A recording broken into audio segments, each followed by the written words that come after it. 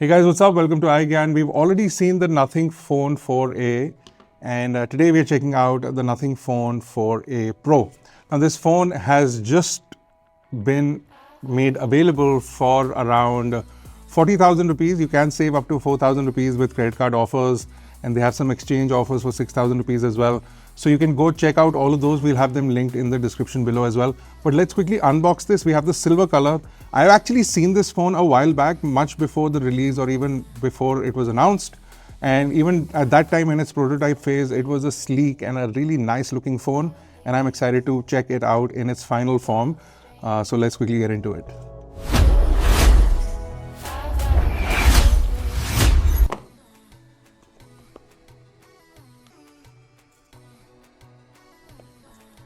So this one is a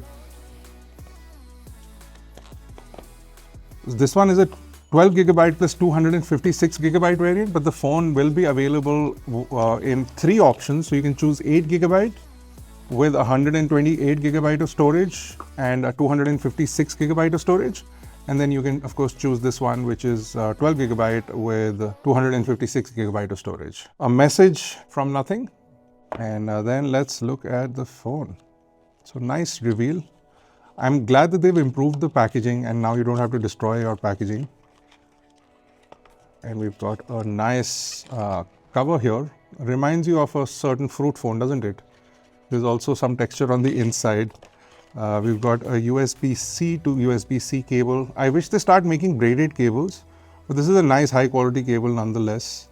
And then we have their clear style SIM ejector tool, which is nice, and of course a quick start guide and some safety information. So if you see in terms of size, it is practically similar to that of the 4a, but you can already see that it has a display on the back. But apart from the display, there's something really unique about this phone, and that is that it has this nice metal body now. And it looks super sleek. It's only 7.9 millimeters thick. I mean, I'm assuming it's at this point, but you've got a really nice metal body, which I feel that this is just a unique phone just from a build perspective. It also has IP65, and this whole raised portion is all polycarbonate, and it's a single shell polycarbonate, so it feels really nice. And so this clear case sort of goes on quite nicely. I'm not going to put it in a case yet. But you can see it has a 3-camera layout on the back, two 50 megapixel cameras on the back and an ultra wide camera. So there is a telephoto camera that is 3.5x in terms of its zoom, which is optical zoom. Then you also have double of that, so you can get 7x in camera zoom, and then you can get up to 140x of ultra zoom or digital zoom is what they call it. So you do need a valid Indian SIM. So I'm going to pop one out from the 4a and pop it in this, and you can see the SIM tray is here at the bottom along with the microphone. I would say that this is a very precarious position to put the SIM tray because one might end up poking the microphone hole, so you have to be really careful because there is a hole on either side of the SIM tray. So there's one here which is for the SIM tray, and then it's here for the microphone, and one in a hurry might end up sort of poking the microphone hole. You don't want to do that. Then of course you have your speaker and your USB port along with some antenna lines.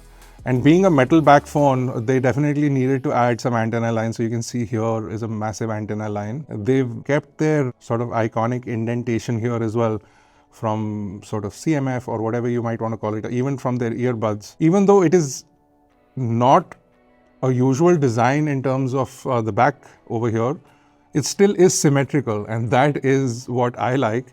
So at least all the things are symmetrical, it's not randomly placed. So here's what the final interface looks like. Let's quickly jump into the Glyph screen first and foremost. And I want to show you that. So here you can increase the brightness. We can have a volume indicator there as well. So let's see. So here you can see with the volume increasing and decreasing. Plus there are tons of custom Glyph functions that you can download from third-party places as well. So you have Glyph Progress for calendars, Zomato and Uber available within the app. You can do flip to glyph, you can have notifications, so you can see what kind of notifications you want. You can also have ringtones, so with ringtones,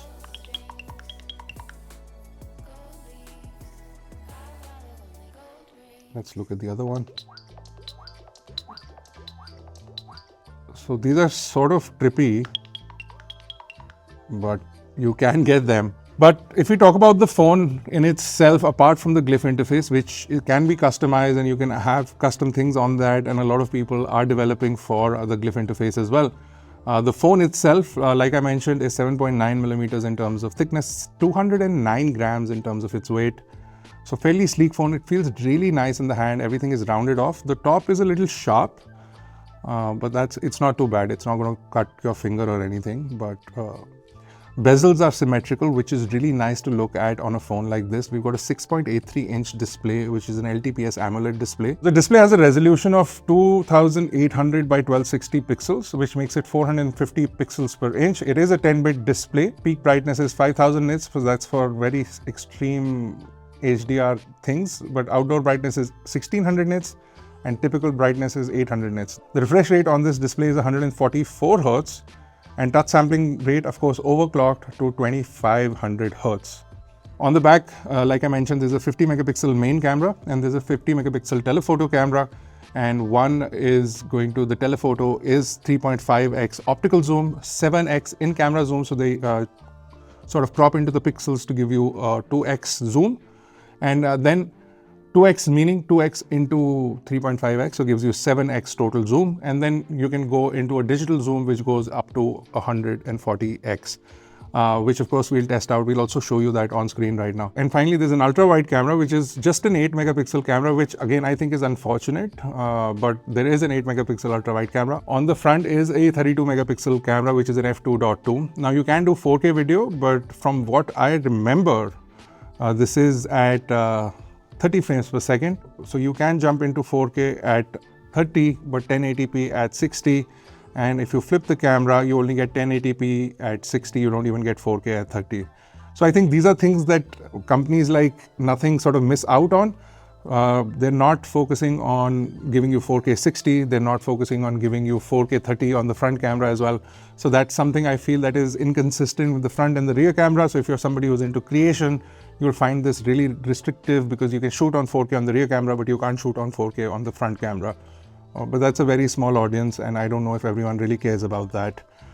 But I do, and I feel that phones should have consistent video, and I think 4K 60 should become a norm now for all phones, especially if you're crossing the 40,000 rupee price bracket. Speaking of that, this phone does have a Qualcomm Snapdragon 7 Gen 4 chip. It is a 4 nanometer chip, and like I said, there are 3 variants available. This one is the top variant with 12 GB of RAM and 256 GB of storage. And then you have 2 variants with 8 GB of RAM, one with 128 GB of storage and one with 256 GB of storage. Now you do have dual SIM capabilities on these phones. So like I said, we popped in our SIM earlier, but you can pop in a second SIM on the back side of that as well.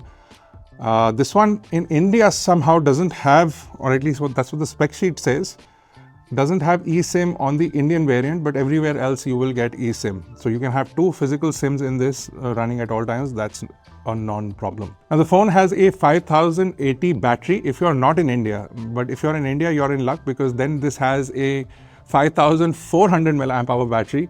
And then you also get 50 watts of charging. So you can pick up Nothing's own 50 watt charger, or you can pick up any 50 watt charger, and this will charge up to 50 watts using USB-C. And then if you want to charge another device from this, you can get 7.5 watts out of the USB port. So you can get reverse wired charging, because of course there's no wireless charging on this, even though that would have been cool on a metal body like this. But of course the metal body would have interfered with the wireless charging in the first place. So you get a larger battery for India, and then you of course get the reverse wired charging that I was talking about. Now, as far as operating system is concerned, you get Nothing's latest OS 4, and then you also get 3 years of Android updates and 6 years of security updates. So you are more or less set in terms of updates on this device.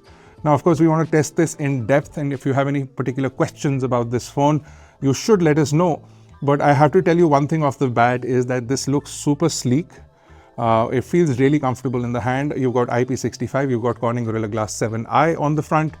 You've got a really nice Glyph display. It is a lot more symmetrical than the previous phone that was their flagship. And of course, this is going to be their flagship for the year.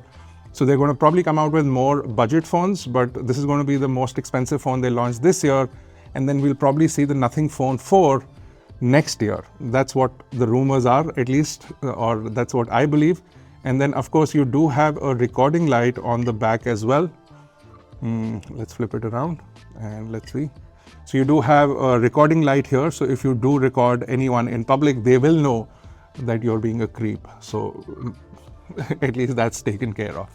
So if you enjoyed this video, smash like, hit subscribe, and we'll have more for you soon and a full review on this device as well. If you have any particular questions or queries, drop them in the comment section below, and I'll see you guys in the next one.